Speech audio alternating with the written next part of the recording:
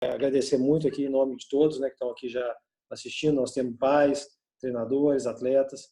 É uma grande honra a gente estar podendo te escutar aqui também. Te agradecer bastante. A gente sabe que o tempo de todo mundo nessa fase está bem complicado. Mas te agradecer muito. A gente sabe de toda a sua competência, né, e tudo que você vai poder nos ensinar aqui. Eu vou deixar para o Caio apresentar melhor. Antes disso, eu vou apresentar o Caio de forma oficial para vários de vocês que ainda não conhecem. O Caio já é um parceiro antigo que a gente tem, né, de longa data. Já conheço ele há muitos anos. Ele até já teve uma passagem aqui por BH também. E hoje ele faz parte aqui da Fly. Nesse projeto que a gente tem hoje, ele está cuidando muito da capacitação, né, da nossa capacitação também, enquanto recurso humano. A gente tem certeza que a gente vai sair desse momento mais forte do que a gente entrou, enquanto também equipe, enquanto qualidade da comissão técnica, e o Caio está contribuindo bastante para isso. Então, fico com a palavra, Caio, qualquer momento aqui, acho que vale a pena você explicar como é que vai funcionar tudo aqui, e a qualquer momento, se eu tiver algum ponto, eu vou te mandando ali no WhatsApp e a gente vai fazendo uma dobradinha aqui. Obrigado pelos dois aí. Combinado. Hugo, obrigado aí pelo convite também para estar fazendo a mediação, né, por ter aberto as portas aí. Acho que é um tema de interesse de todos. Obrigado pela presença de todo mundo, dos treinadores que estão aí também acompanhando. Bom, o Michel dispensa apresentação, né, um companheiro de longa data aí também, assim como o Hugo é um companheiro de longa data na nossa trajetória. O Michel, a gente tem trabalhado junto em vários projetos. De forma muito resumida, o Michel é professor da Universidade Federal de Santa Catarina. Sem sombra de dúvidas, é uma das maiores referências que a gente tem, se não a maior no Brasil, no desenvolvimento profissional de treinadores e nessa área do desenvolvimento positivo de jovens por meio do esporte, que é o que ele está fazendo pós-doutorado hoje no Canadá.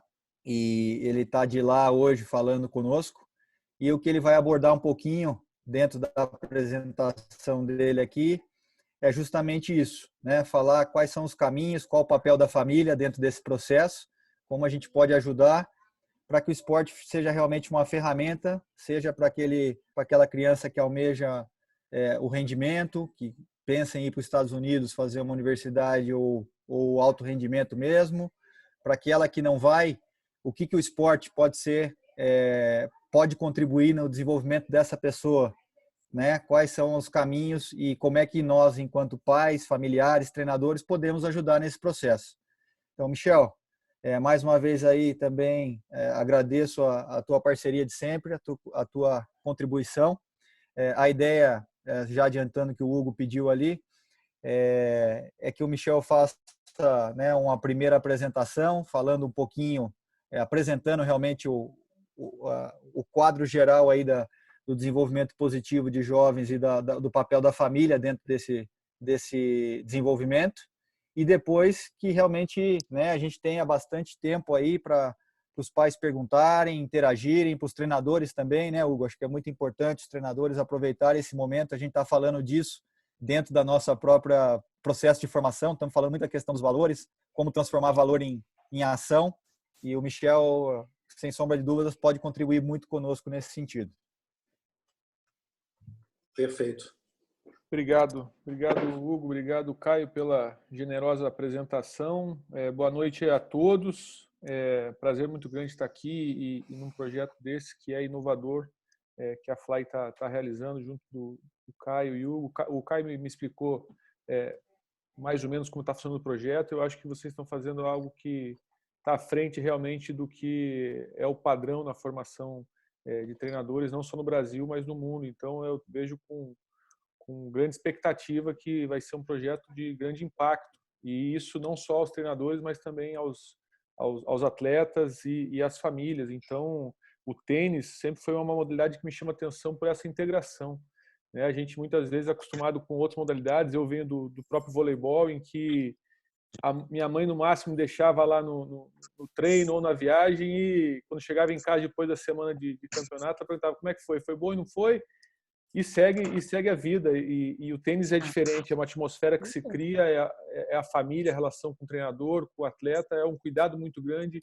E quando há esses ambientes de formação, todos ganham, e não só pensando num produto final de ser um atleta de rendimento, mas própria formação desse jovem que está envolvido nesse esporte. Então, agradeço muito pela oportunidade de estar conversando com vocês aqui. Eu vou tentar rapidamente contextualizar essa temática e deixar aberta ao bate-papo, as perguntas. Eu não tenho respostas, eu trago mais perguntas e algumas evidências do que os estudos trazem. Eu acho que a resposta está nessa nossa discussão, o que vai ficar acordado entre vocês. Eu acho que a melhor resposta é o que vocês conseguem entrar em acordo. Eu acho que o melhor caminho é o treinador, o pai e o atleta trabalhando em conjunto, independente se na Inglaterra existe essa forma de trabalho, ou se a ITF está implementando um programa agora, ou se a Federação Paranaense ou Catarinense estão implementando um programa. O mais importante é a gente entrar em acordo e realmente entender o que é o melhor para o atleta. Então, eu venho dando algumas informações do que seria esse processo formativo e o papel da família na formação desse atleta. Então, 3 pontos-chave que eu quero falar com vocês hoje é esses determinantes da formação do atleta em longo prazo, a qualidade das relações no ambiente esportivo e o envolvimento parental no esporte. Vocês estão acompanhando minha tela bem? Beleza. Então, quando a gente pensa numa criança, quando inicia seus primeiros passos no tênis, a gente sempre tem uma expectativa de que ela realmente se torne um adulto, não precisamente seja um atleta profissional, mas um atleta adulto que vai levar esse esporte ao longo do tempo. Mas quando a gente pensa na condição de formação de um atleta, a gente tem algumas características, tanto individuais quanto ambientais, nessa formação do atleta. A gente sabe que para o jogador de tênis hoje, numa condição individual, quanto mais esguio alto, com envergadura maior, ele vai ter maiores chances de ter mais opção de quadra, velocidade, agilidade para contragolpear os golpes, potência que ele pode alcançar, e as condições ambientais que tem a ver com qualidade do treino, tem a ver com a qualidade dos treinadores, as oportunidades que aparecem para ele, qual cidade ele está, se nessa cidade existe outros jogadores que possam criar torneios e campeonatos. Então, são condições que vão sendo criadas nesse processo de formação ao longo do tempo. E a gente sabe que algumas modalidades dependem mais de condições individuais e outras mais de condições ambientais. Quanto mais aberta a modalidade, mais condições ambientais. Se a gente pensar aí num futebol, em jogos esportivos, no handebol, a gente sabe que há um equilíbrio entre esses fatores individuais e os fatores ambientais. E quando a gente pensa em algumas modalidades específicas, como a ginástica, nado sincronizado, a gente tem algumas condições genéticas que o próprio ambiente não traz, que isso depende realmente da condição familiar desse atleta. A gente sabe que o tênis está no meio. O tênis é muito similar aí a outros esportes com bola ou os esportes coletivos, que a gente tem as condições individuais, mas também o ambiente desenvolve e favorece muito nessa formação desse atleta. Esse é um estudo que eu gosto muito de apresentar inicialmente, porque isso foi a revisão das principais evidências que a Grã-Bretanha publicou quando estavam preparando e desenvolvendo o sistema deles de formação de talentos, aí quando eles decidem iniciar e preparar os Jogos Olímpicos, depois na sequência. A gente sabe hoje que talvez a Inglaterra, a Grã-Bretanha, seja o país de maior sucesso em evolução olímpica, não apenas em número de medalhas, mas nas condições de investimento feito e retorno que eles tiveram ao longo aí dos últimos 20 anos. Se nós pensarmos, então, nas condições e no impacto que se tem para a formação desse atleta, então a gente tem aí condições ambientais e condições individuais, e aí, rapidamente, aqui a gente tem, nessa coluna do meio, a gente tem a consistência da evidência. Então, a gente sabe que na formação dos talentos, as condições antropométricas e fisiológicas são variáveis que são fundamentais. A gente sabe que no tênis isso também é uma condição adequada para a gente desenvolver um atleta, mas no contexto, a gente tem ali o local de nascimento, o suporte da família, dos pares e dos treinadores, e a qualidade da prática. Por mais que não sejam consistentes evidências altas, está ali também como moderadas, elas são consistências que são muito importantes. E por que é tão importante a gente discutir isso? Porque as condições individuais a gente não tem como mudar. Infelizmente, a gente sabe que depende da condição familiar, da estatura que esse menino vai ter, do biótipo que ele vai ter, as condições de fibra muscular que ele vai ter, e a gente não consegue alterar. Agora, a gente consegue criar ou modificar o ambiente onde ele está. Então, só alguns dados interessantes. Quando a gente fala nesse sistema de formação do desenvolvimento esportivo, da participação esportiva, o que eu falei anteriormente das atividades, das relações e contexto são os pilares centrais de um processo de desenvolvimento a longo prazo. Então, quando eles trabalham em forma de uma engrenagem, onde há uma combinação nessas condições de um contexto adequado, as relações saudáveis e atividades que são adequadas à idade ou de idades que são proporcionais às idades e ao desenvolvimento desse atleta em longo prazo, nós temos aí um processo de desenvolvimento em médio prazo que visa o desenvolvimento de competências, conexão, confiança, caráter. Isso é o que eu quero dizer, é que não são só habilidades esportivas, mas um atleta também precisa desenvolver as habilidades socioemocionais dele, as relações que tem com o treinador, a relação de confiança que ele tem com os companheiros de equipe de treino e as condições de caráter. Mais para frente eu vou falar um pouquinho sobre essas condições de caráter que são tão importantes quanto uma habilidade esportiva para um atleta conseguir chegar no alto rendimento ou no alto rendimento de vida, de sociedade que a gente fala. Então é importante, e a gente sabe que o esporte desenvolve algumas dessas condições, como a resiliência, a ética, o trabalho em equipe, a empatia, e isso é fundamental também para atletas de alto rendimento para conseguir desempenhar no mais alto nível. E a longo prazo, quando esses 4 Cs são bem desenvolvidos, nós temos 3 grandes saídas aí para esse atleta, que é trabalhar com a performance, que é ele se tornar realmente um atleta de rendimento, ou na participação esportiva, que é ele utilizar de tudo que o esporte lhe trouxe de benefícios, que a gente fala dessas condições socioemocionais ou das próprias habilidades esportivas, ele consegue levar esse esporte para a vida.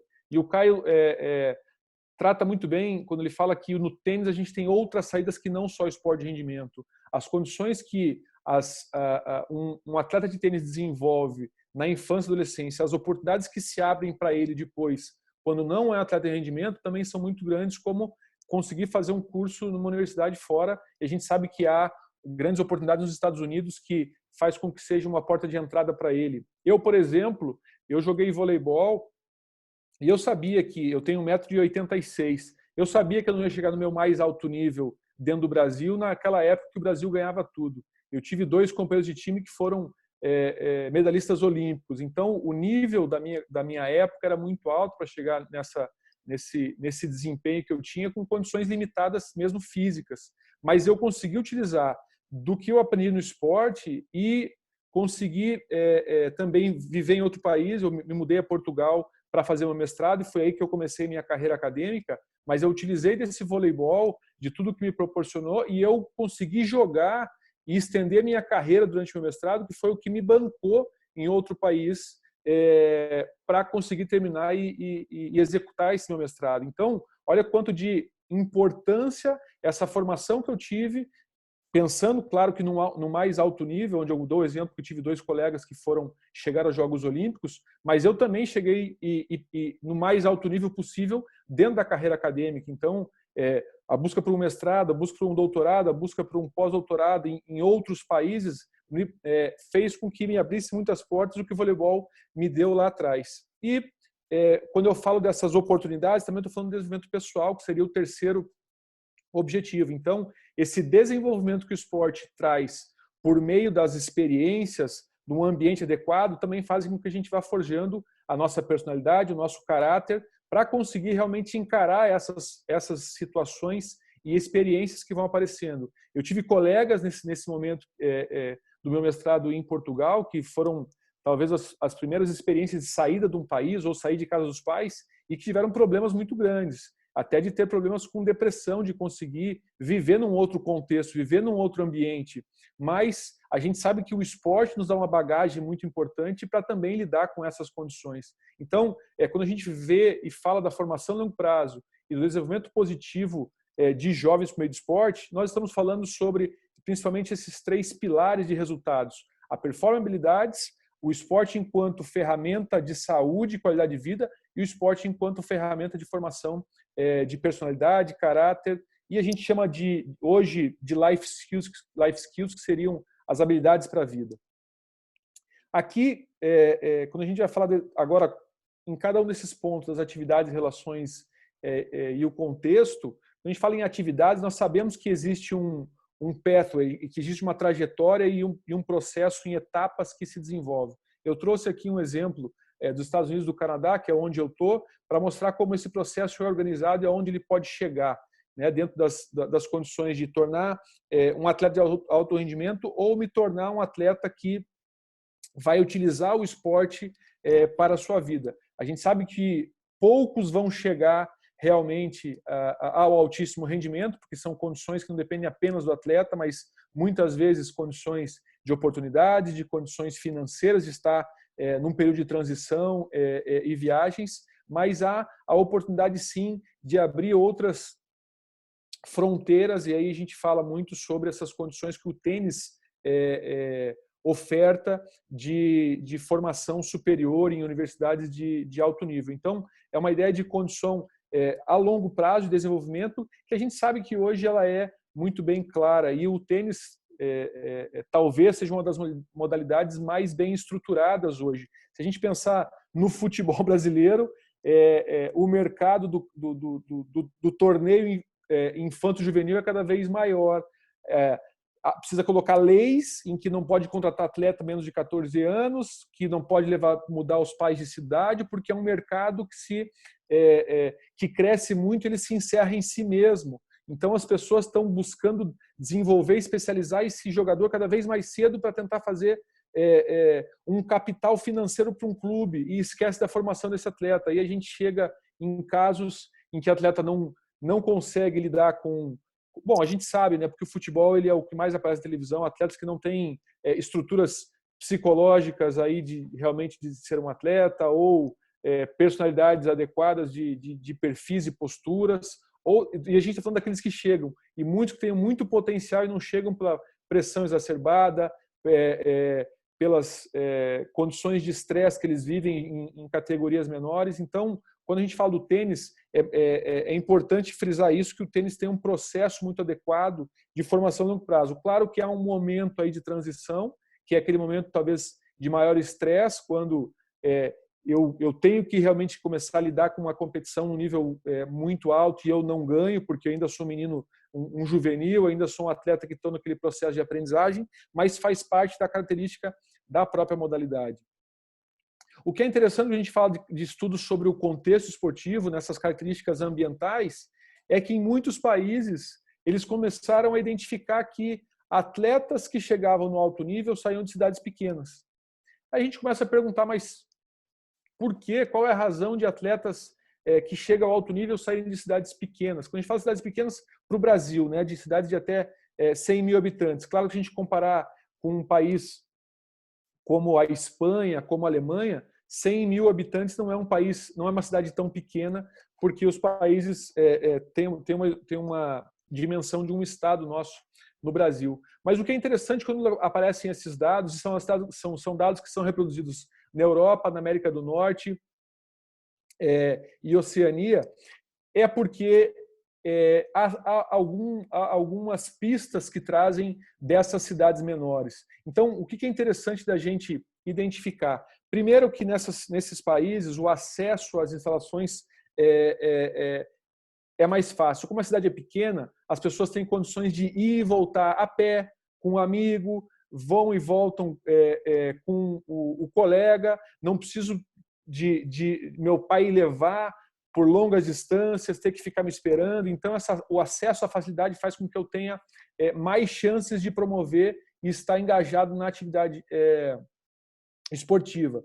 Um cenário com menos pessoas promove um empenho maior. Então, essa pessoa, o jogador que joga o tênis aqui, ele também é do time do futebol, também é do time do atletismo. Então, essa diversificação de experiências faz com que ele vá tendo uma bagagem motora maior. Mas o mais importante, a integração do sistema esportivo enquanto família, com treinador, com o jogador, favorece com que a autoestima, a autoconfiança desse jogador também se desenvolva. Então, pensem numa criança que está acabando de se desenvolver, a sua personalidade, está na fase de adolescência, onde há ainda muitas dúvidas sobre o que ele quer ser, se ele quer dispor energia naquilo. Aí vem pressão de campeonatos, pressão do treinador, pressão de pagar taxas, o pai que vai perder as férias, o fim de semana que tem que viajar.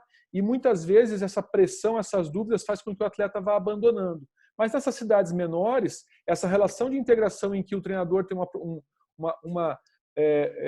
uma proximidade maior com a família, onde não há campeonatos ultra especializados, faz com que aquele ambiente esportivo seja proveitoso para ele. Independentemente do resultado que ele está buscando, é importante ele estar naquele ambiente, porque é onde ele está com os amigos, aonde ele se sente à vontade, aonde o treinador não pressiona tanto, porque não há uma exigência tão alta competitiva. Então é importante a gente ter como pistas dessas cidades menores, em outros países, que saem as pessoas de alto nível, porque a gente precisa criar ambientes de alto nível. Talvez seja aí a resposta que a gente busque quando a gente tenta transferir isso para o Brasil. Nós precisamos criar ambientes equilibrados, ambientes de aprendizagem e não simplesmente ambientes onde a performance é a exigência máxima e o medo, talvez, de falhar impere entre os jovens jogadores.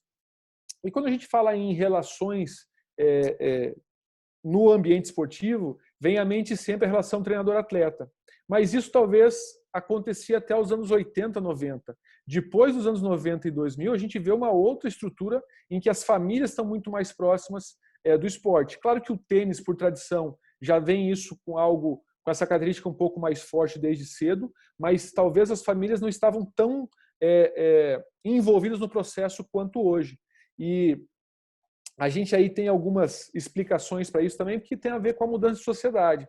A mudança da sociedade globalizada, a mudança da sociedade com tecnologias, onde há menos filhos, onde as mulheres conseguem a condição de trabalhar e não ficar em casa o dia inteiro com os filhos, que era a realidade dos nossos avós, por exemplo, faz com que a gente acabe tendo a adoção de outros comportamentos sobre esses jovens que estão praticando esporte também. Então, as condições de comunicação, de formação de valores, de formação de personalidade também vão mudando desses jovens. E os pais querem acompanhar isso. Então, o pai não está mais durante o dia com o filho em casa, mas ele quer aproveitar os momentos do esporte, o momento do contraturno escolar que ele pode participar para conseguir contabilizar esse tempo com o seu filho, porque ele quer ver o seu filho desenvolvendo. Então, a gente tem visto esse processo e esse fenômeno hoje, e ele é chamado de superenvolvimento no esporte. Então, como eu falei do meu exemplo, quando eu era atleta, minha mãe me deixava na porta do clube e ia embora, ou quando eu ia viajar, ficava uma semana fora, só me perguntava como é que tinha sido, já não acontece mais. Hoje os pais viajam juntos, hoje os pais se envolvem de maneira conjunta, acompanham treinos, dão feedbacks, levam e voltam, levam o filho, trazem o filho, compra o melhor material. Então, hoje há uma condição de superenvolvimento porque o pai ele quer dar o melhor para o filho. Hoje o pai tem condição de dar esse melhor. Enquanto, no outro momento, o esporte era só visto como uma atividade extra em que o filho ia encontrar os amigos, ele ia ter uma atividade física, mas hoje não. A gente vê que o pai ele realmente está envolvido porque, se no tempo dos nossos avós e pais a preocupação era em dar segurança e educação, hoje a gente quer que o filho seja feliz, que o filho tenha sucesso, a gente quer proporcionar o melhor caminho dele possível para o futuro dele, seja no esporte ou não. E é uma característica dessa nossa sociedade hoje do século XXI. Até um caso, não sei se vocês recordam esse caso, no início dos anos 2000, em que um pai de dois tenistas franceses ele foi preso. Então, ele ia aos campeonatos, já na categoria juvenil ali, ele foi preso, depois ele realmente contou que ele já estava fazendo isso há algum tempo. Ele colocava antidepressivo na água dos adversários dos filhos dele. Até que houve um caso em que um desses meninos passou mal, o adversário passou mal no jogo, saiu depois do primeiro set, e ele foi pegar o carro e dirigir de volta a casa e ele teve um acidente e acabou falecendo. Então, houve uma repercussão muito grande sobre esse caso, mas é para alertar de casos extremos, em que imagina que o pai ele quer muito mais até que os próprios filhos. E isso acaba acontecendo E a gente sabe que acontece muito em esporte. Eu trabalho muito com o pessoal do basquetebol de Santa Catarina também, e hoje os campeonatos sub-12 de Santa Catarina têm seguranças nas arquibancadas. O sub-15, o sub-18 já não tem. Agora, no sub-12, os pais chegaram a se agredir, ter agressões físicas entre eles por causa de um jogo sub-12. Então, olha quanto a gente está super envolvido e olha como a gente tem que se preocupar com a criação desse ambiente. Porque imagina para um jovem atleta que está vendo o filho dele na arquibancada, o pai dele na arquibancada, na torcida, esberrando, esperneando, xingando o adversário, xingando a criança que é o adversário, e ele não está preocupado com isso, ele se sente envergonhado muitas vezes do pai estar ali berrando ou esperneando, e ele só queria estar ali se divertindo com os amigos, com os companheiros e com os técnicos. Esse aqui é não sei se... Caio, me avisa se vocês conseguem ver esse vídeo. Estão vendo? Mas participando de campeonatos com times de fora, a Júlia, tão pequena, descobriu que o preconceito muitas vezes está na cabeça dos adultos. Os meninos que não me tratam assim são nos jogos, quando os pais mandam me bater, me machucar, me puxar meu cabelo. E eu não penso isso em mim, eu penso naquela criança. O que o pai está ensinando a ela a bater no futuro, quando eu virar um homem, vai estar batendo na esposa, vai estar batendo na filha, vai estar batendo na mãe. Então isso é uma educação que a pessoa não tinha que ter quando criança. E esse vídeo ele retrata um pouco do que é o ambiente esportivo quando trabalha com meninos e meninas juntos. A gente sabe que o tênis, em muitos casos, há treinos, há aulas em que há meninos e meninas. E aí o exemplo dela é esse, eles não veem maldade nessa relação. Mas quem está de fora vendo essa estrutura pode gerar e pode ter certo tipo de maldades. Ali embaixo até a relação do joystick, né? Que hoje tem o pai e o treinador que acham que o filho é videogame, que ele fica mandando e fica controlando o filho de todas essas formas. Então o aviso é esse, não sejam esse tipo de pai. Deixe a criança errar, tomar as decisões, ter sucesso, porque faz parte do processo de desenvolvimento dela. E aí, aqui uma série de estudos que vai falar um pouquinho sobre o que é a percepção de atletas e de treinadores sobre o apoio dos pais na formação dos jovens. Então, esse é um estudo nos Estados Unidos mostrando da visão dos treinadores sobre o papel dos pais no apoio de atletas aí, de até 10 anos. E muitos veem os pais hoje não como apoiador, mas como um problema. Muitas vezes o treinador está tentando dar uma aula, está tentando dar um tipo de instrução e o pai dá uma outra instrução ou o pai dá um outro tipo de comentário. A gente sabe que na relação de prioridades e a relação afetiva que se tem da família com o treinador, a família sempre vai ter maior peso. E muitas vezes isso acaba atrapalhando o processo de aprendizagem dele da modalidade, quando o pai às vezes fica trabalhando, questionando, reclamando. E na visão desses treinadores, o pai deveria não ter esse tipo de suporte tão próximo do que é o técnico ou emocional, mas sim o apoio de suporte adequado para ele se tornar resiliente, para que ele tenha mais vontade e aí por diante. Então, outros estudos aqui mostrando os tipos de comportamento verbal. Depois eu posso até passar para o Hugo e para o Caio para disponibilizar para quem é pai e gostaria de se aprofundar um pouco mais. Mas fala-se muito e percebe-se muito que talvez metade dos comportamentos que a família tem no ambiente esportivo são negativos. Então, comentários verbais, tipos de feedback que acabam atrapalhando, e não atrapalha o treinador, atrapalha o próprio jovem.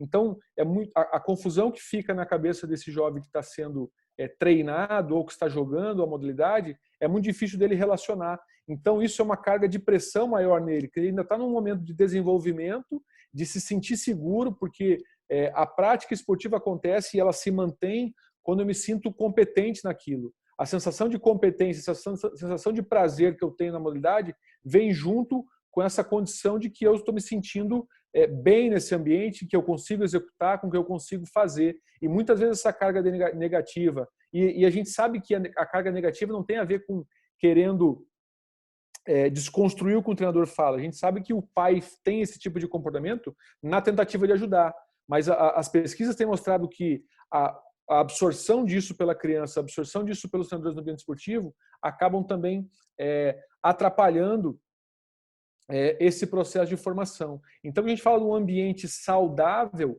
seria um ambiente, quando eu falo que o acordo da relação nessa tríade atleta, pai e treinador, tem que ser muito bem estabelecido. As regras, a filosofia que se impõe numa prática tem que ser muito clara. E, com certeza, o pai não faz por mal, ele não adota esse tipo de comportamento por mal, mas muitas vezes é pela falta de explicitação de alguns valores, a falta de explicitação de alguns princípios que regem aquele ambiente ou aquele treino, e aí por diante.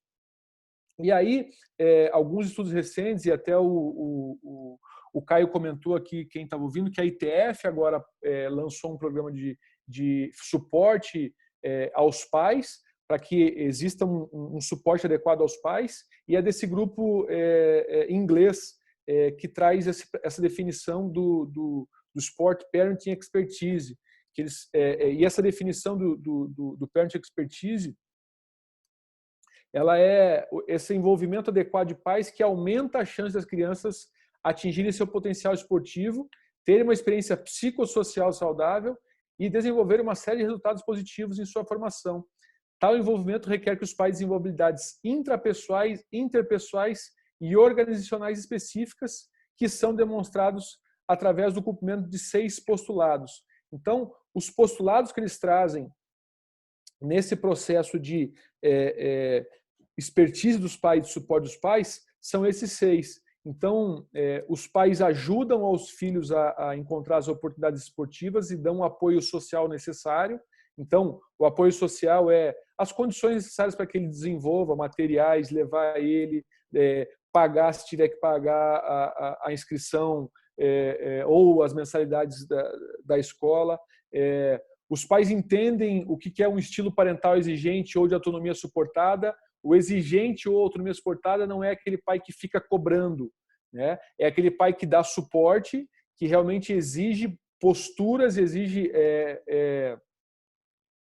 a assiduidade do filho na prática e também dá uma condição de autonomia suportada de que ele pode, junto com o filho, escolher quais são as melhores opções, como aquilo pode ser desenvolvido num processo democrático do envolvimento dele com o esporte.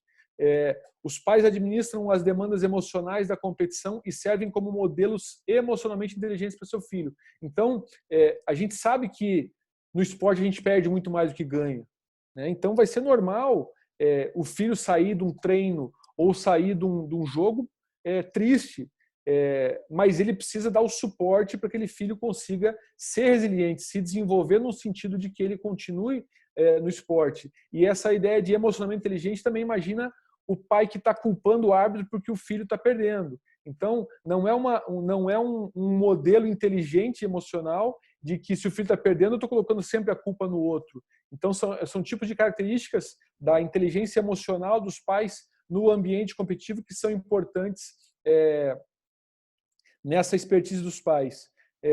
Os pais promovem e mantêm relacionamentos saudáveis com outros atores do ambiente. Quando a gente fala de outros atores do ambiente, são os outros pais, são os treinadores, são os diretores. A gente sabe que quanto melhor o ambiente, quanto mais saudável, mais seguro e confiante a criança ou o jovem se sente para essa prática esportiva. Então, é fundamental essas relações saudáveis. É o exemplo que eu falava das cidades de pequena população na Europa, Estados Unidos.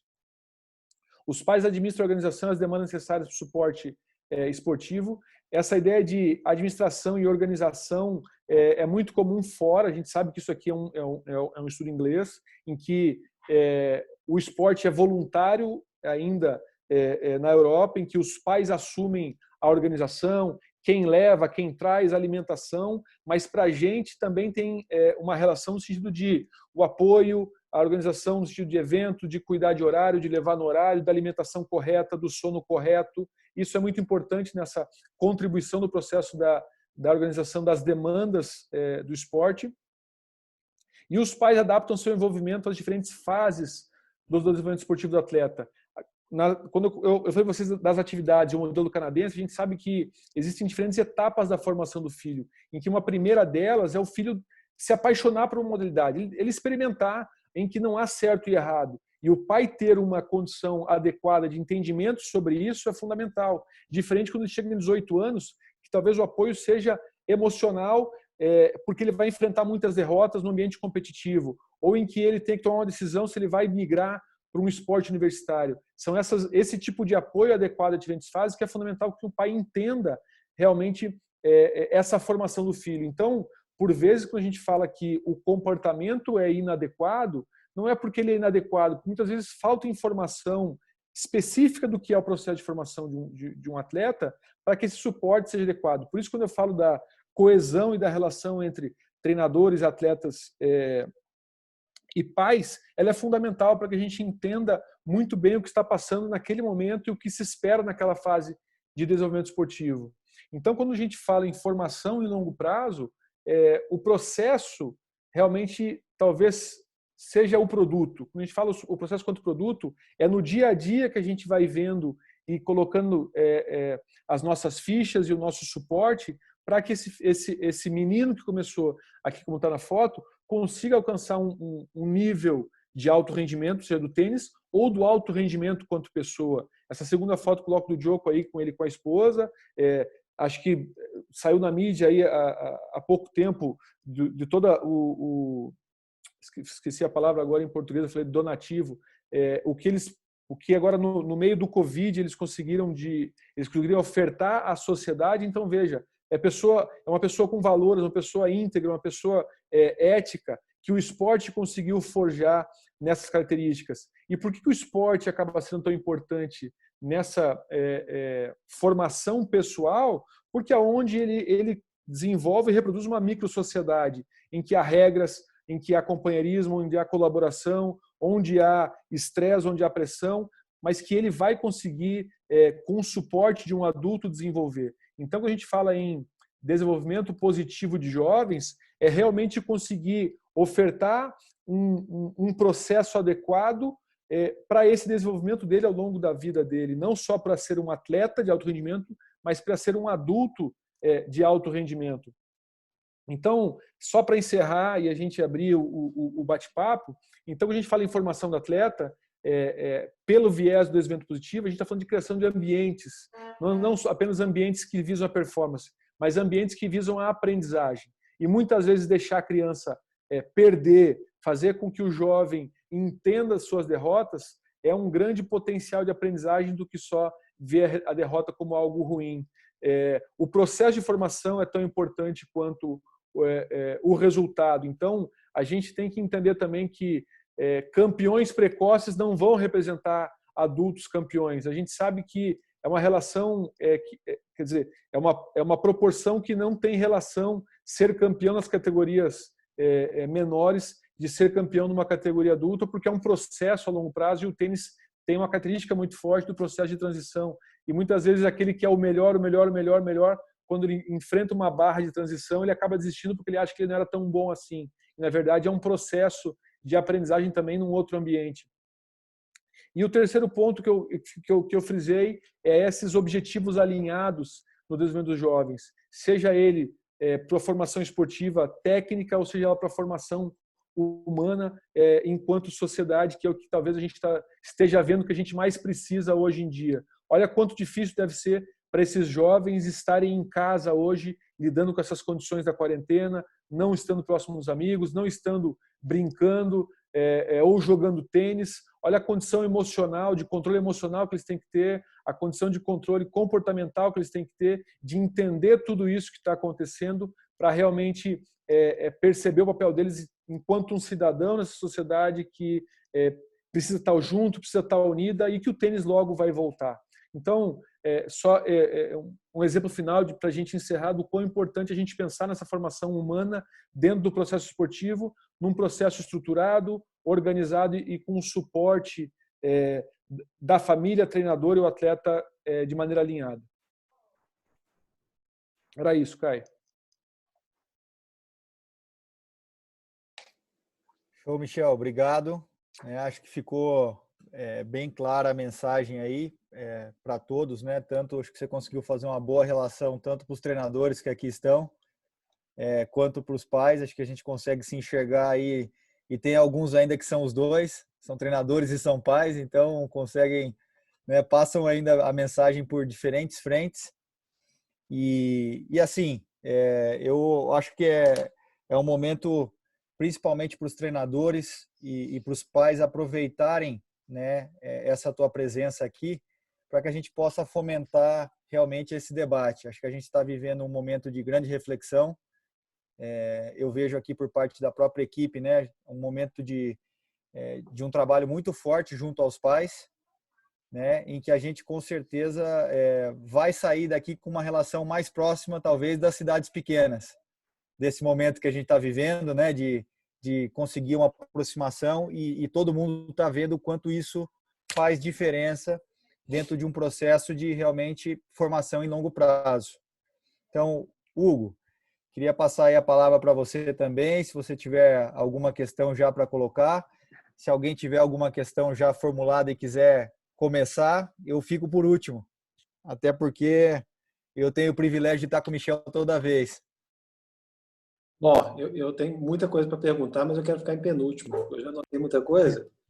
E a gente também acaba, né, cara, que a gente conversa muito sobre vários temas, e esse é um tema que a gente está trabalhando também hoje no nosso dia a dia, e vai estar muito no nosso programa, como você colocou muito bem. Acredito que essa informação, pegando esse exemplo que vocês acabaram de falar, né, da questão das cidades menores, esse é um exemplo bem evidente no tênis aqui no Brasil. Você pegar os principais jogadores que saíram daqui, a grande maioria saíram de cidades menores, realmente, e no juvenil também fica muito evidente isso também. Lógico, depois muitos mudam para cidades grandes, aí acaba que isso pode camuflar, né, mas onde foi a origem, onde saiu todo o processo, foi muito bem colocado. Acho que vale a pena abrir para as perguntas. Temos pais aqui também, eu acho que é legal a turma poder se esbaldar aqui, aprender mais.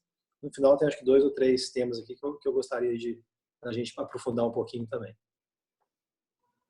Legal. Então, pessoal, é só abrir aí o áudio. Se alguém tiver acanhado para fazer uma pergunta também, preferir, tem a opção do chat aqui embaixo. Aí a gente faz a pergunta, se não se sentir à vontade, para que todos aí possam participar. Posso fazer uma pergunta? Fred. Pode começar aí, Fred, por favor. Michel. Fred é pai e treinador.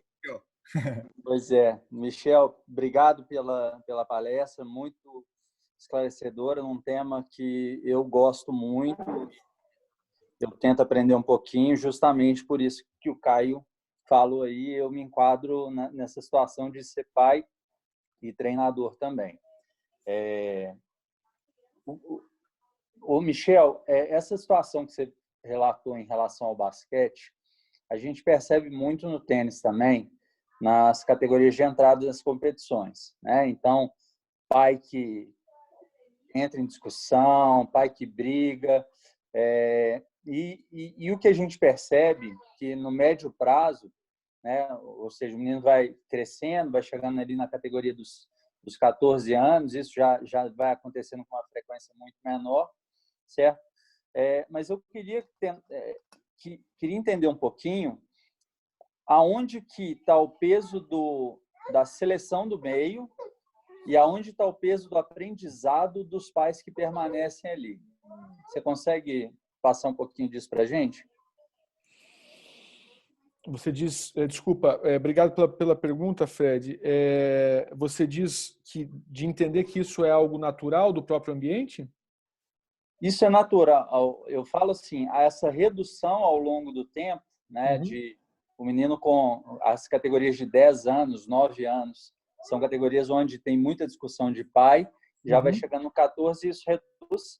Isso é uma seleção natural do meio, ou seja, aqueles meninos onde os pais brigavam muito, eles acabam saindo do esporte, ou existe, na verdade, um aprendizado, um maior peso do aprendizado daqueles que ficam ali e percebem tipo assim, que brigar não é aquele tipo de comportamento social, não é condizente com o esporte e ele tenta se adaptar. Agora entendi, desculpa, não tinha entendido. É uma combinação desses fatores. Na verdade, a gente vê A gente hoje, quando a gente fala de formação a longo prazo, alguns modelos mostram 3 grandes fases. Até 12 anos, depois até 15, 16 anos e depois dos 16 anos em diante. Claro que varia do esporte, estou falando de maneira geral.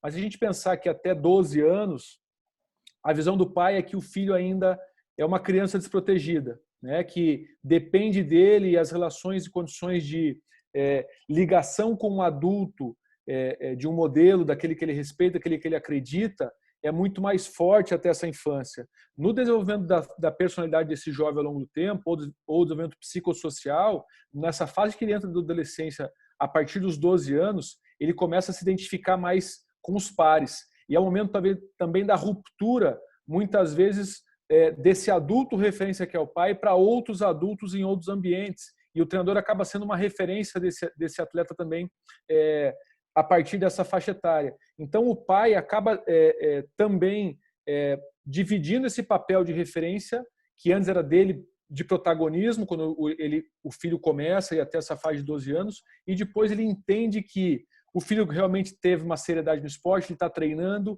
ele está se desenvolvendo e tendo mais autonomia, e há outros adultos também que tornam-se referência para eles. Então, quando a gente fala na fase a fase de conflitos, né, dos adolescentes com os pais, normalmente nesse início e meio da adolescência, quando ele começa a confrontar quem é ele, quem é o pai, e isso também traz para o ambiente esportivo. Então, a fase de suporte dos pais, numa segunda e terceira fase do processo esportivo, já não é mais tanto aquele protagonismo emocional. Ele já entende que o filho é um atleta, que tem suas rotinas, e que ele vai dar um suporte apenas mais tangível de materiais, de condições, e o emocional muito mais de suporte, de acompanhamento e não mais das decisões. Porque o pai, nessa fase que ele vê ainda o filho frágil, ainda ele busca muito proteger, buscar tomar as decisões por ele, e às vezes é nesse momento que o pai ultrapassa o limite do xingamento, do superenvolvimento, de querer colocar o filho embaixo da asa e protegê-lo.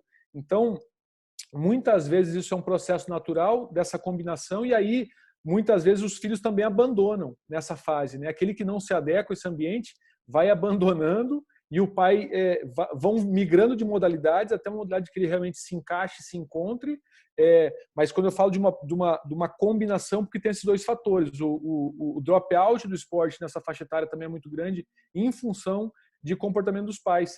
Até algumas propagandas na televisão, e aqui fora eu tenho acompanhado mais muito sobre isso, de tentando aliar o comportamento do pai. Tem algumas propagandas no carro, né? O pai voltando da competição e tentando dar informação técnica. O filho já está triste porque perdeu, e o pai lançando informação em cima dele, ainda como ele deveria ter jogado, o que ele deveria ter feito ou não. E isso talvez ajuda também no drop-out desse filho da modalidade. Então, eu vejo como uma combinação de fatores desse envolvimento nessas primeiras fases de formação do jovem atleta.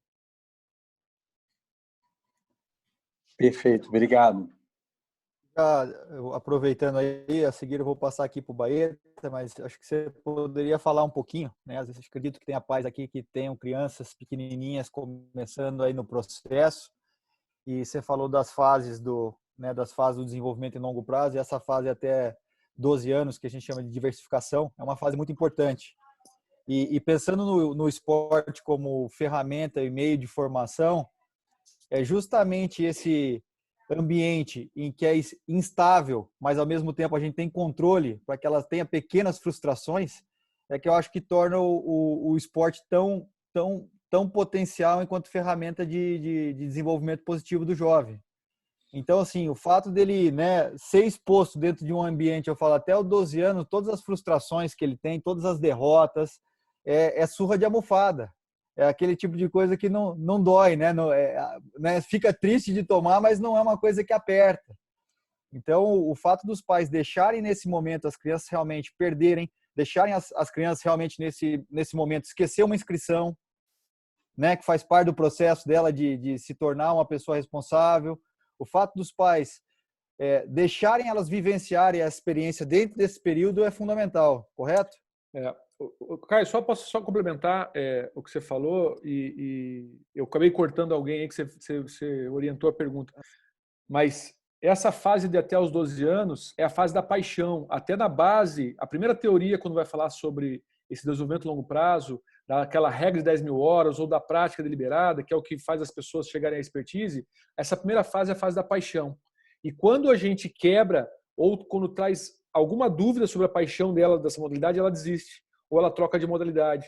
Porque nessa fase, eu entendo a preocupação das famílias de, poxa, meu filho tem que ser bom já nessa fase, ele tem que ser craque, ele tem que ganhar para ganhar prazer, mas o prazer dele está em experimentação, o prazer dele está em identificação com os colegas, está em identificação com o treinador, e a vitória-derrota não é tão importante para ele até essa fase, porque o desempenho técnico dele nesse momento não é tão importante. O importante nessa fase, o objetivo é fazer com que ele realmente goste do que ele está fazendo, que ele goste do ambiente, e quando o pai interfere nesse ambiente de uma maneira negativa, ele começa a ter dúvidas e começa talvez se perguntar se esse ambiente é realmente tão importante para ele ou não, porque o pai não está gostando daquele ambiente. Então é importante a gente entender que essa fase de até 12 anos, sobretudo, é a fase da aproximação com o esporte, é a fase da paixão, em que ele, se ele realmente gostar daquilo, ele vai se dedicar a partir dali para melhorar tecnicamente, taticamente. Perfeito. Baeta, por favor. Ô, Michel, muito obrigado, tá? Pela sua palestra, pela sua aula aí. Não é uma pergunta, na verdade, eu queria que você comentasse uma visão, né? Eu vejo que nós temos dois perfis de pais, né? Nós temos aqueles pais que têm a vivência pelo tênis, que praticam esporte, e que eu acho que geram uma pressão muito grande nas crianças logo cedo, por resultado, eu acredito nisso. E nós temos aqueles pais também que são completamente leigos, que estão mais voltados mais preocupados com a área acadêmica, né? E que eles também geram essa pressão. Vai bater lá nos 16 anos, o menino não tem uma definição, o menino não consegue ter muito resultado com o tênis, e ele chega e fala assim, beleza, agora larga o tênis e vamos concentrar nos estudos aqui, porque tênis não vai ser o seu futuro. Eu queria te ouvir um pouquinho, se essa visão, você também tem um pouco dessa visão. Você já falou que é importante os pais todos aprenderem um pouco do processo, né? Sim. É bom a gente estar alinhado, mas eu queria te ouvir. Eu concordo contigo. Há esses dois perfis hoje, realmente. Eu falei que há um superenvolvimento, mas não é geral, né? A gente sabe que esse superenvolvimento foi uma tendência que foi mudando o envolvimento dos pais, mas sempre tem aqueles que estiveram ausentes e acham que uma prática esportiva é só para o filho passar o tempo, ou que aquilo é realmente como uma atividade física. O que eu vejo hoje, e esses pais, o que eles precisam saber, e por isso que eu falo que a gente hoje, nós, quando eu falo a gente, eu falo os treinadores, ele não trabalha mais só com o filho, ele também precisa também informar ou ensinar os pais sobre algumas coisas. E talvez o mais importante do que a formação técnica desse filho, que ele acha que ele está indo para o tênis só para a formação técnica, ele fala, meu filho não vai ser um grande jogador porque eu sei que isso é 1 em 1 milhão que vai acontecer, então eu não vou ficar muito me preocupando ou pressionando ele, quero preocupar com os estudos dele. Mas é importante que esse pai entenda o potencial desse ambiente para o desenvolvimento do filho dele. O que a gente tem visto hoje nessa sociedade, quando eu falo sociedade atual do século XXI, são crianças cada vez mais cedo apresentando quadros de doenças mentais, de saúde, de falta de saúde mental. Crianças ansiosas, crianças com depressão, crianças com quadros aí que a gente não tinha anos atrás, simplesmente porque as relações sociais mudaram. Então, hoje, essa criança não passa mais tempo com o pai em casa, não tem mais aqueles jantares com os avós, não tem mais aquele ambiente comunitário que se tinha de fim de semana. Hoje é videogame, iPad, celular, almoço, janta, cama. Então, hoje a criança está muito mais em ambientes formais e esse contato com o pai perde-se muito na relação de ambiente prazeroso de importância. Então, o pai precisa entender que o esporte, pelas relações que o esporte promove com outras crianças, com o treinador, com outros adultos, é um potencial ambiente que esse pai possa desenvolver a relação dele com o filho. Então, quando eu falo que o esporte ele gera uma micro-sociedade, porque é real, nas condições de regras, da vitória e derrota, de pressões, de lidar com erros, e o pai poderia também ganhar nesse ambiente se ele estivesse mais próximo, no sentido de não pensar que o filho dele seja um atleta profissional, mas que aquele ambiente pode proporcionar ricas experiências de aprendizagem que o pai pode refletir junto com o filho, que o pai pode discutir, que o pai pode dar suporte. Então, o pai que está ausente, muitas vezes ele não sabe do potencial que esse ambiente esportivo traz para a relação dele com o próprio filho. Então, criar momentos em que vocês possam trazer esses pais é fundamental para ele ver o valor que a relação esportiva traz, que hoje está se perdendo. Então, a gente fala do desenvolvimento positivo, a gente fala sim em formação da resiliência, da ética, do trabalho em equipe, mas a gente também está falando em não desenvolver essas condições que acometem a saúde mental, de estresse, ansiedade e depressão, porque é um quadro evidente hoje, é uma preocupação hoje, e que a própria Organização Mundial de Saúde, que a epidemia do século XXI é a depressão. E não é, claro que a gente está hoje num quadro de pandemia, mas a gente sabe que, historicamente, pela evolução da sociedade, o quadro atual de epidemias ela está muito mais ligada às doenças mentais do que outras condições de enfermidade. Não sei se era isso, se eu te respondi, mas eu acho que é nosso papel também tentar trazer esse pai para ele visualizar o potencial que esse ambiente proporciona, já que ele está investindo o tempo do filho dele ali, e às vezes é um investimento financeiro alto, que ele consiga também utilizar e usufruir desse ambiente para a relação dele com o filho. Obrigado. Show. Hugo? Hugo? Bom, queria só dar uma contribuição aqui, que eu estava pensando aqui quando vocês estavam falando. A minha experiência hoje como treinador, o que eu vejo, né, pegando principalmente já falando lá na ponta do que chegou ali na alta performance, eu acho que não tem uma receita de bolo para a questão dessa relação do pai nesse processo. Eu queria provocar aqui um pouquinho, depois de escutar bastante, Michel, porque você tem os perfis ali, né, vamos pegar 3 ali, superproteção, um de um pai muito exigente e um de um pai até mais relax, como foi o seu, como foi o meu na época que eu jogava, pegando essa linha que a maioria dos meninos aqui são os avós ali, que eram pais que, não vou falar que eram ausentes, não, mas eles deixavam a coisa rolar e deixavam a gente caminhar sozinho, bater na parede e continuar. Então, assim, a minha percepção hoje é que vários desses processos, né, quando fala-se de alta performance, vários deles aconteceram e vários deles geraram alta performance.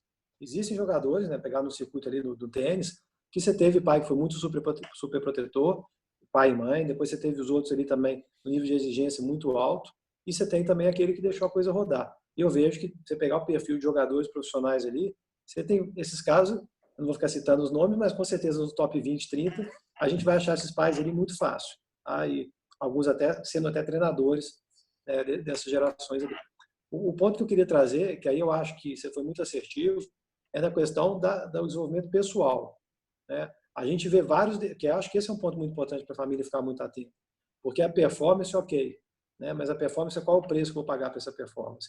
Então, quando você lê biografias e também vai vendo essa relação ali no vestiário, pegando esse exemplo de pai que é treinador, e também essa relação que acontece ali, até dos grandes nomes do tênis, você vê que a relação ela é confusa, não é uma relação saudável, não é uma relação que eu gostaria de ter com meu pai, e eu acho que esse né, pegando o ponto que você colocou. E aí, só para provocar também, para a gente colocar, eu acho que esse caminho tem um esqueleto, que você começa ali pegando esses perfis que eu falei, superproteção, ou exigência, ou um pai um pouco mais distante, vem a questão primeiro da questão da frustração. Né? Cada um desse pai vai gerar um tipo de condução no caminho da frustração. Aquele que foi superprotetor, com certeza o filho vai ter uma dificuldade maior com frustração. Aquele que foi mais ausente ou mais relax, o filho já vai ter que ser mais arisco ali, vai ter que ser mais, a gente fala safo aqui, vai conseguir desenvolver, né, todo o processo. Depois vem a questão das derrotas, como vai lidar com isso também. Vocês falaram muito bem, esse aprendizado. Peraí, o aprendizado que eu vou ter com a derrota, dependendo desse perfil que veio lá atrás, como que ele vai conduzindo o processo. E lógico, nisso aí vai vir resiliência, vai vir todo o processo para frente. Mas o que eu queria mais contribuir, Michel, que eu acho que dá para a turma ter isso bem claro na cabeça, porque a receita ela não existe, na minha opinião, né? Da questão que a gente fala de alta performance. Existem vários que chegaram com uma situação como eu coloquei. Mas a questão que aí eu acho que tem que ser muito assertivo, eu acho que esse momento é muito bom para a família, é porque também dá para a gente achar um modelinho, aí eu acho que vai ser esse curso de ETF, vários outros processos, essa oportunidade que a gente está tendo aqui com você, de achar um modelo que consiga, né, quando você tem um filho, quando você tem um atleta. Porque um outro ponto que eu queria passar para a família também, desculpa que eu estendi muito aqui, mas o ponto que eu queria passar para a família também é que esse processo não é só para pai, não, é para o treinador também. Né? E é muito importante para o treinador. Às vezes o treinador, na minha época também, e eu como treinador, a gente jogava muita responsabilidade para os pais. Mas hoje ela é tão igual, ou talvez até um nível um pouco até acima, que o treinador também tem as características de superproteção, de exigência, de querer chegar mais do que o atleta, de querer ambições. Então, acho que é uma linha que eu gostaria que você aprofundasse um pouco mais, que escutar mesmo, né, para ver o que você pensa, né, nesse raciocínio. Eu concordo totalmente contigo e até falei no início, não há realmente receita. A receita é esse alinhamento entre os princípios em que todos acordam. E acho que quando está tudo muito claro, quando tudo está muito bem definido, fica mais fácil esse processo. Porque lembra, o atleta está com a gente muitas vezes, vamos colocar no máximo que ele treine 5 dias por semana, 2 horas, ele está 10 horas com a gente durante a semana. O resto do horário ou do tempo de suporte vai ser com a família, vai ser com os pais.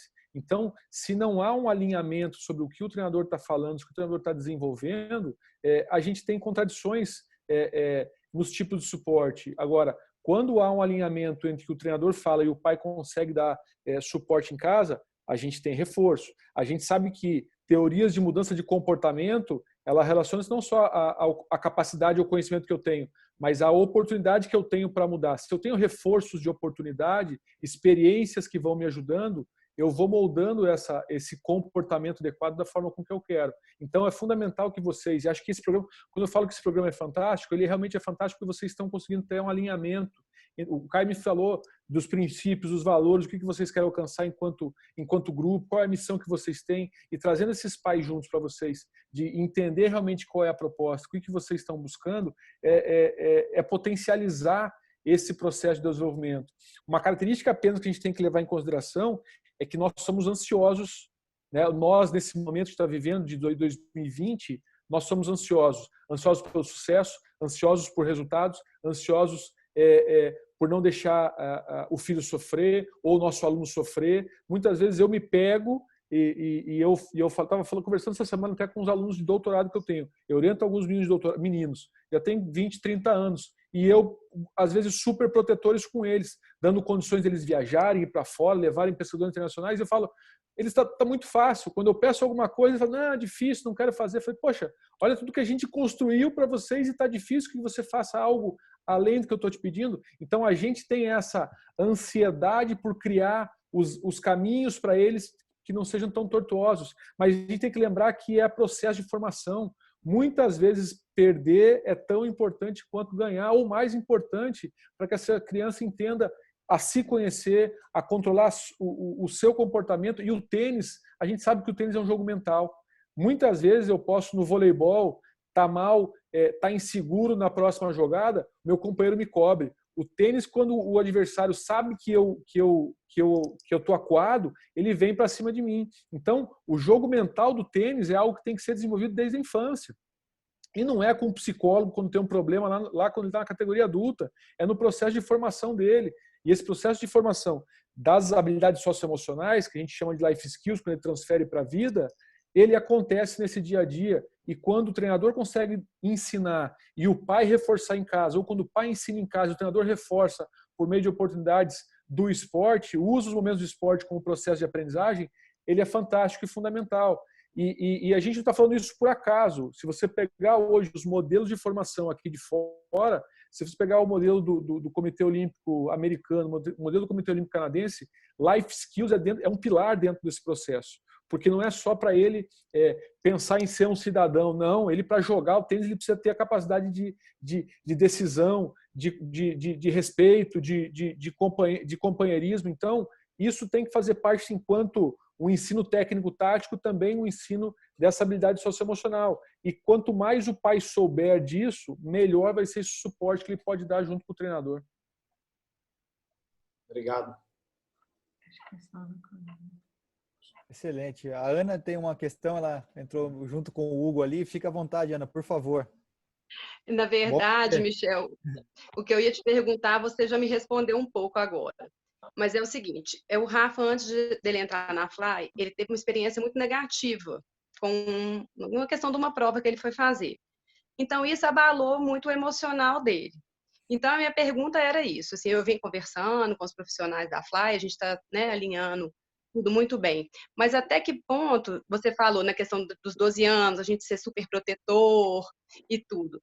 E aí eu acho que no meu caso, né, com ele, eu fico ainda mais super protetora. Porque aí, como ele já vem nesse processo, então como alinhar isso, né? Você falou desse jogo mental, que é muito importante, mas como que eu posso fazer, né, para ajudar, que os treinadores já estão, né, fazem a parte dele, tudo, mas para ele voltar a ter essa autoconfiança nele. É uma pergunta muito difícil, porque realmente não tem resposta. Talvez, se outro pai puder ajudar ou puder responder, o que eu penso é que o processo de aprendizagem dele, tanto para lidar com as condições acadêmicas fora do esporte e no esporte, tem que ser muito similares.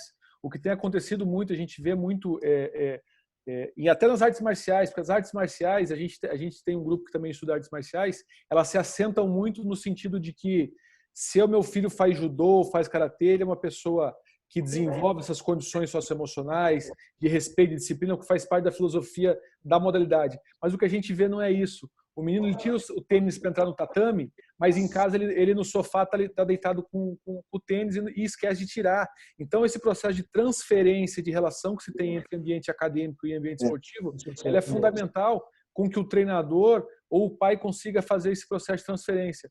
Quando a gente fala, até o conceito de life skill, de habilidades para a vida, é algo que eu aprendo em um ambiente e transfiro para outro. Então, como eu falei, o esporte é um ambiente fundamental, ele proporciona muitas experiências de frustrações, de derrotas, que ele pode aprender algumas condições.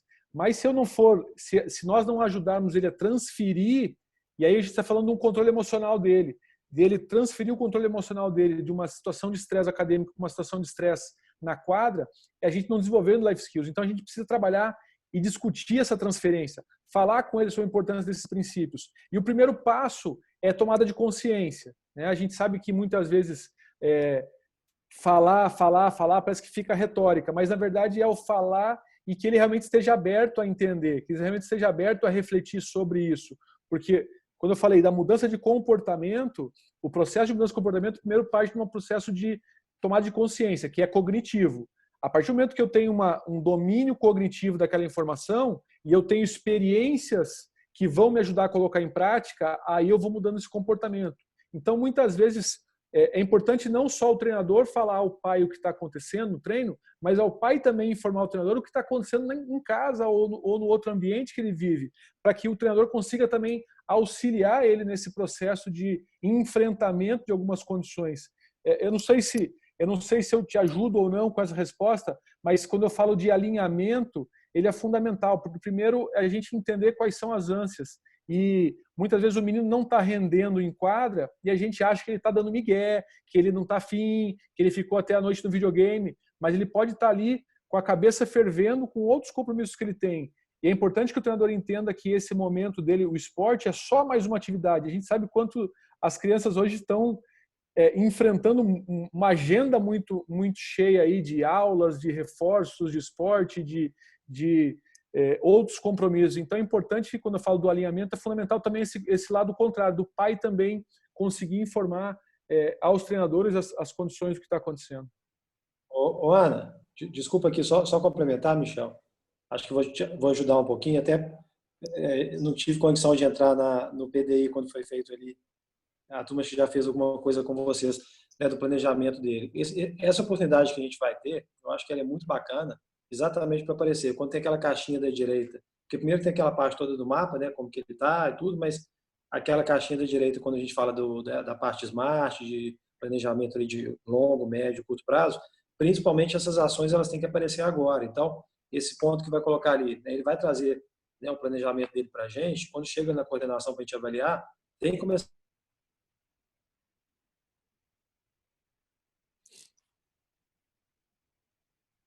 Acho que travou. Está travado ali. Agora foi. Acho que você ficou mudo aí, Hugo. Tá me escutando, Ana? Tá. Quais são as dificuldades de cada menino também? Porque todos estão passando, né, por resposta do Michel, mas aproveita bastante acho que esse momento agora para a gente aprofundar nessa questão dele. Pode ficar bem à vontade ali com a turma. Depois, quando chegar para a gente, eu não consegui participar de todos, mas a gente vai pegar com as coordenações e vamos estudar um pouco mais cada caso ali também, tá bom?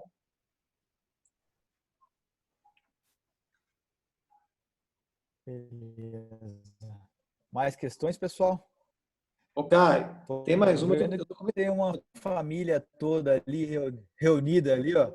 Tem uma família aqui. Eu acho que o Márcio vai ter que fazer um conteúdo. Tá toda a família aqui. Será que eles não têm uma... Quem? Não, são eles mesmos. Eu não conheço aqui, mas estou vendo uma família bonita reunida inteira em volta da... Não, eu tô morrendo de rir aqui, porque tá um negócio na cabeleira ali do Márcio, tá muito engraçado. Agora vamos fazer a pergunta, Lulu. Ô, Hugo. Oi. Eu não escutei, porque o áudio deu uma falhada aí agora. Eu não escutei qual foi foi uma pergunta, é isso? Não, a gente quer escutar de vocês, está bem engraçado. E está muito legal ver a família junto aí, mas esse design que a Luísa fez aí estava muito legal. Agora, eu acho que vale a pena, fica à vontade. Aproveita o Michel e o Caio ali. Eu nem sabia que a câmera estava ligada, pô. Se soubesse, eu tinha caprichado mais aqui no penteado. Eu achei muito legal a explicação sua aí sobre esse alinhamento da vida, do dia a dia da gente com o alinhamento dentro da quadra. Isso um reflete no outro, com certeza.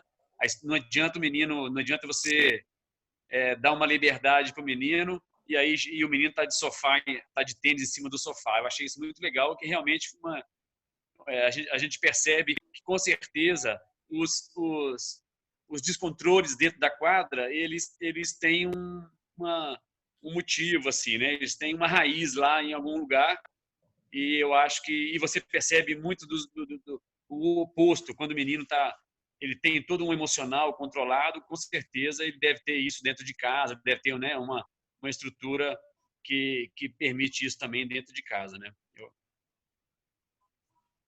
Eu acho que um reflete no outro, com certeza. Exato. E só para eu complementar o que vocês estão falando, eu estava falando mais cedo com o Caio, eu estou participando de um grupo ali de treinadores de futebol também, e o pessoal está num nível avançado hoje de informações sobre preparação física, técnico, tática. Aí quando eu pergunto para eles assim, como é que vocês fazem a preparação comportamental? Porque hoje alguns clubes estão fazendo com que a seleção do atleta passe por isso também pelo aspecto comportamental. Aí quando eu questiono, o pessoal fala assim, não, isso aí vem de casa, isso aí já é natural do menino, isso já é natural. Eu falei, olha, se a gente desenvolve fisicamente, tecnicamente, a gente também tem condições de desenvolver o aspecto comportamental. E há uma fase na vida que é um potencial de plasticidade nervosa que a gente tem que aproveitar também. Então, quando a gente fala de formação de personalidade e desses aspectos comportamentais, a adolescência ela é um momento potencial também para isso. Não é de só modelar, né? A hora de modelar é agora, né? Exatamente. Então, é aproveitar essas experiências que têm no esporte, fora do esporte, para conseguir potencializar esse desenvolvimento que vai ajudar ele não só no esporte, mas fora. Se vocês forem ler sobre as competências do mercado de trabalho hoje, do futuro, eles estão falando em comunicação, em tomada de decisão, em trabalho em equipe. São todas habilidades socioemocionais que o esporte desenvolve. E a gente tem que potencializar isso. Então, quando a gente fala do desenvolver para o futuro, também é a gente conseguir dar suporte a essa formação das crianças e dos adolescentes que o esporte consegue potencializar. Hoje eu escutei uma coisa muito legal, dizendo que nós pais, quando a gente era criança, os nossos espelhos eram nossos tios, nossos irmãos mais velhos, os nossos pais, que eram as pessoas que você queria se espelhar no exemplo deles e formar e ser como eles, né? E hoje em dia as nossas crianças, os espelhos deles são os YouTubers, né? São as pessoas que estão longe, distante deles, da formação deles, não tem nada a ver com eles, mas são os espelhos. Então a gente tem que são essas pessoas que não tem nada a ver com a realidade da gente, que são personagens também, que estão ali, que nem a vida real deles às vezes é aquilo. Então, isso da gente trazer para perto da gente, para a realidade da gente, é um desafio que a gente tem, né? Exatamente. E por isso que o ambiente esportivo pode proporcionar uma grande... potencializar essa relação entre famílias. Quando a gente fala do alinhamento, Hugo, e até a pergunta anterior sobre os pais ausentes, a gente tem que, de alguma maneira, conseguir cativar esses pais para que eles venham, não achando que aquilo é um momento do filho se tornar um profissional, porque ele não quer que o filho se torne um profissional de tênis, mas um momento de formação realmente dele, dessas condições de valores realmente, de personalidade, que são frutos do que a gente aprendia antigamente no seio familiar e que hoje já não há mais tanto tempo para isso. Os outros atrativos que tanto as crianças como nós, pais, temos também são diferentes. A gente sabe que o tempo de exposição ao seio familiar diminuiu muito comparado no passado. Então, a gente tem que potencializar essas oportunidades. Uhum. Michel, queria aproveitar você aí, a gente não falou um pouco, mas acho que tem bastante treinador na sala aí, eu acho que caberia você falar um pouquinho, que eu acho muito interessante. Dentro dessa primeira fase da diversificação, o jogo ele tem um papel crucial, não só no desenvolvimento do tenista em si, mas também no desenvolvimento das habilidades psicossociais. Hoje, uma das maiores escolas de tênis, né, é a Tênis Austrália, e a Tênis Austrália está fazendo uma campanha, estimule o jogo deliberado. Qual é o papel do jogo dentro desse propósito? Até pelo que o Baeta colocou, né? Muitos pais que vieram do modelo, que tiveram uma experiência positiva anterior, foram formados no modelo tradicional de formação ali, muito técnico, e muitas vezes não veem com bons olhos o papel do jogo ali, porque a gente sabe que é um processo mais lento. A variabilidade ela gera um processo mais lento de aprendizagem, mas também com maior retenção e com maior transferência. Uhum. O que você pode falar um pouquinho sobre o papel do jogo, principalmente nessa primeira fase até os 12 anos, em todas essas áreas, não só na área técnico-tática? Bom, é uma boa pergunta, Caio, e até vamos tentar relacionar com esse aspecto que eu falei da fase da paixão, né, da criança no esporte, essa primeira fase. Primeiro que quanto mais experiências diversificadas ela tiver, maior vai ser o repertório motor dela, e assim também o próprio repertório cognitivo. Ela é uma esponja que está pronta para aprender. Quanto mais aprendizagem, melhor. E a gente sabe que o refinamento técnico ele pode acontecer depois. Quanto maior meu repertório motor e cognitivo, é mais fácil para depois eu conseguir refinar algumas habilidades. E a gente sabe que o jogo do tênis ele é de tomada de decisão. Ele não é simplesmente um jogo técnico. Ele envolve muita tomada de decisão, seja ela tomar decisão tática, mas mesmo tomar decisão emocional dele no próprio jogo. Então, quanto mais explorar o jogo nessa fase, primeiro que quanto mais ele joga, mais ele se diverte. Então, é muito mais divertido jogar numa mini quadra do que ficar repetindo o drill. Porque muitas vezes o drill ele fala, pô, não aguento mais. E a gente sabe que a atenção dessa criança hoje ela é muito distribuída, muito dispersa. A gente sabe que tem alguns estudos comparando gerações aí que hoje a capacidade de manter concentração de uma criança é muito menor hoje do que antes. Então, até pelo próprio processo, estrutura de educação, estrutura de acesso à informação, vídeos, enfim.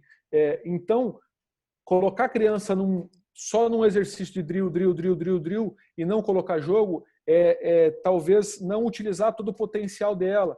Porque quanto mais ela está jogando, mais toques na bola ela tem, mais decisões ela vai estar tomando, mais leitura de quadro e jogo ela vai estar fazendo e mais movimentos diversificados ela vai estar desenvolvendo. Então, numa fase que a gente chama de experimentação, porque ela realmente está apta a adquirir o máximo de habilidades, se a gente fecha ela em exercícios específicos de back ou de forehand, a gente está limitando muito a capacidade de tomar decisão dela e de jogo, que também é desenvolvida. E, além disso, quanto mais ela se diverte, porque ela vai estar jogando, mais paixão ela vai tendo naquilo, mais gosto ela vai tendo naquilo, porque a gente sabe, coloca uma bola para adulto jogar, o pessoal se mata no rachão de futebol ou de rachão de qualquer outro esporte. coloca uma bola na beira da praia, você acha 2 latinhas, acha graveta e gosta de jogar 2 contra 2, 3 contra 3. Então, o jogo, além de toda essa condição de desenvolvimento cognitivo e também motora que dá de experimentação, ele proporciona a motivação intrínseca. E quando eu falei na primeira fase que isso é fundamental para ele depois ele aguentar os treinos dirigidos, a prática, e a gente sabe que o treino de tênis muitas vezes ele é maçante porque tem que ter repetição. É um esporte que exige técnica, exige precisão, ele vai ter que ter exercícios repetitivos lá na frente porque é assim que ele vai conseguir aprimorar a técnica dele. Mas nesse momento ela não é tão importante. O importante nesse momento é ele gostar do que faz. E ele gostando, não importa se ganha, se perde, ele vai estar envolvido. Então a gente sabe que a motivação intrínseca ela é fundamental nessa fase. E aí o jogo deliberado ele traz esse elemento como fundamental, que é de motivação intrínseca, de diversão, de realmente paixão pelo que ele faz. O que a gente tem que proporcionar é jogos com condições que a criança tenha êxito e sucesso. Quanto mais sentimento de competência que eu tenho naquilo que ele faz, maior a motivação intrínseca. Então, os mini-jogos, seja quadra reduzida, diferentes desenhos de quadra, colocando 2 contra 2, ele é fundamental num nível que a criança tenha êxito. E aí, se ela tem êxito, ela vai desenvolver, vai tocar mais vezes na bola, vai tomar decisões ao mesmo tempo e vai estar se apaixonando por aquilo que ela faz, que é o objetivo dessa fase. E essa questão do jogo, né, Michel, ela também traz à tona um aspecto que a gente julga que é muito importante, que é o da não especialização precoce. Né? A gente tem a ideia, a gente sempre liga especialização precoce a número de horas de treino. Se você falar para mim que uma criança joga de 10 anos, joga 15 horas de tênis por semana, a gente vai falar, ele está se especializando precocemente. Mas aí você vai perguntar, como é que é o seu dia? Não, meu dia é o seguinte, de manhã eu jogo dupla com meus avós, à tarde eu jogo quadradinho com a turma lá do clube, que a gente é lá do condomínio, que a gente tem uma quadra de futebol adaptada que a gente fez. Depois eu vou para o treino lá na escola e depois à noite a gente joga mini tênis com mochila na grama.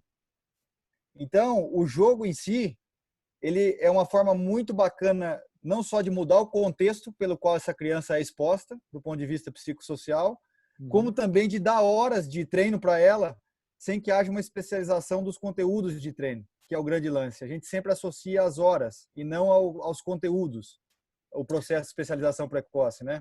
Não, exatamente. Até até falei pro pessoal lá de Floripa, eu gosto de ler, só que agora para treinar meu inglês eu tô assinando audiobooks e o livro que eu tô ouvindo ele se chama Range. Não sei se o pessoal conhece. Range ele fala pessoas, como é que é o título dele?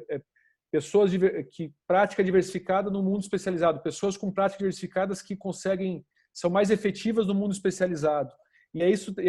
O primeiro capítulo ele vai falar sobre a relação do Federer e do Tiger Woods, né? Porque a gente só visualiza a experiência de sucesso do Tiger Woods, que foi especializado precocemente, mas esquece que a maioria dos esportes, as crianças ou os jovens atletas conseguiram ter sucesso porque tiveram uma prática diversificada lá na infância, que proporcionou com que elas se divertissem, gostassem do que fizessem, se desenvolvessem muito de maneira aberta. E isso fez com que elas fossem desenvolvendo múltiplas habilidades que depois elas vão sendo transferidas para a prática especializada na frente. Então, por mais que o tênis exija uma prática especializada, um domínio técnico especializado, quanto mais experiência diversificada, e aí sim, não é diversificada de ir fazer o futebol, a ginástica, não, mas em ambientes próximos, com movimentos que ele consiga transferir. E quanto mais solto ele fica, melhor, porque ele vai definindo as regras, ele vai definindo o jogo, vai definindo as alterações por ele mesmo. Um exemplo que se tem na base desse estudo do jogo deliberado é os irmãos que jogam na sala. Vamos brincar de futebol? Vamos. Aí eles começam a brincar de futebol na sala com uma meia, no espaço adaptado. Olha quanto esse espaço reduzido, modificado, faz com que eles tenham que tomar decisões diversificadas que depois eles transferem para o próprio ambiente deles. Então, essa prática solta que não exige a especialização do treino, que depois também pode ser maçante mentalmente para esse atleta, faz com que ele vá desenvolvendo esse gosto maior pelo movimento, e pelo esporte. Hugo, são 8h30 aí, não sei como é que você quer dar o andamento, acho que a gente, se tiver mais questões, obviamente, aí do pessoal, acho que pode aproveitar, mas também... Cara, eu acho também, né? Eu acho que já aproveitamos muito do Michel ali, tá? 1h30, acho que a previsão aqui era de 1 hora. Acho que primeiro te agradecer bastante. Acho que se a turma também tiver qualquer pergunta aqui, qualquer tema que às vezes uma pessoa queria tratar de forma individual que não conseguiu, acho que dá para disponibilizar, né, Michel? Às vezes um contato e via Caio também a gente poder ter um acesso maior. Mas te agradecer muito, né? Para mim também sempre é muito importante estar escutando. A gente já teve outras oportunidades, né, de estar escutando, mas para mim, além de tudo, também sou pai de atleta e com uma dificuldade grande também dentro desse processo. Então, tem algumas perguntinhas para você que eu vou fazer particular ali. E eu acho que a turma também pode aproveitar dessa forma. Então, te agradecer muito. Acho que foi bem bacana. Tivemos, né, o grupo aqui foi bem heterogêneo, mas eu acho que a gente conseguiu entrar em todas as esferas e foi muito assertivo. Então, parabéns mais uma vez. Muito bom ter você, né, perto da gente aqui também. E mais uma vez, Caio, também te agradecer ali por estar trazendo esse tema, por ter indicado também, acho nesse momento tão oportuno. Você já está sabendo bem do Fly Community aí, né, Michel? Mas ali tem esse pilar de capacitação que a gente aproveitou bastante aqui para os treinadores, tem o pilar da família, que foi o tema total aqui do nosso encontro. Então, acho que a gente conseguiu atingir de uma forma maior. E a Maísa, acho que pediu, foi gravado aqui, né? Então, a gente pode depois, a gente não sei se já está autorizado, mas a gente puder, até se você puder já autorizar aqui, eu não sei como é que foi isso daí, para a gente poder disponibilizar depois para a turma que não pode estar participando, né? À vontade. Eu que agradeço a oportunidade de estar conversando diretamente com vocês. De novo, o tênis eu nunca pratiquei, mas eu sou apaixonado porque eu vejo paixão nos treinadores, eu vejo paixão nos pais, eu vejo paixão nos atletas que em outros esportes muitas vezes não tem. E essa integração é muito interessante. E eu gosto muito sempre de ter essa oportunidade de conversar com treinadores, com pais. Desculpa se eu não consegui responder muitas perguntas, porque realmente não há um jeito certo de se fazer, não há um jeito certo de se criar um filho, não há um jeito certo de se dar um treino. Tem muitas formas, muitos caminhos levam ao êxito, ao sucesso, à efetividade.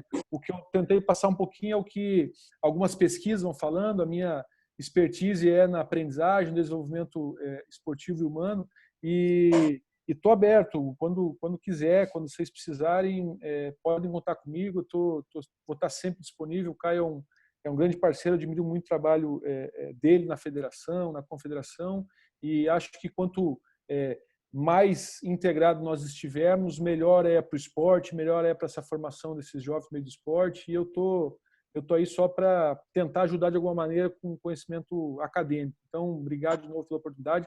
Por mim, pode distribuir, não tem problema nenhum não com o vídeo. Quem precisar depois de material, alguma coisa, Caio, depois manda meu e-mail que eu posso mandar esses artigos também. E fiquem à vontade aí, quem quiser me contactar, que eu estou à disposição. Obrigado. Valeu. Obrigado, turma. Valeu. Gente, obrigado. Boa noite aí. Boa noite, boa noite. Boa noite. Obrigado, valeu, pessoal.